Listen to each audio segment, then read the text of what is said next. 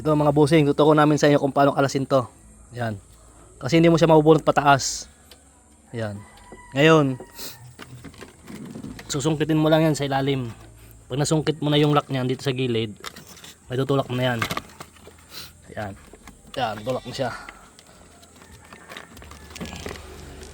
Sige, labas mo to, ilabas mo. Yun. Ngayon, ito may tornilyo. Ayan. At sa kabila. 8.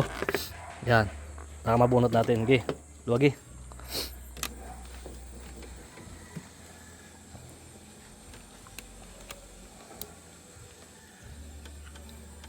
No.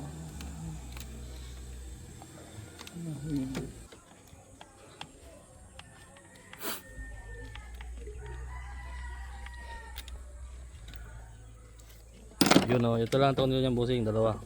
Pwede mo na siyang bunutin. Yan. Yun. Ayan o. Yan na. Yan ang style niya. Yan. Papalitan natin yan.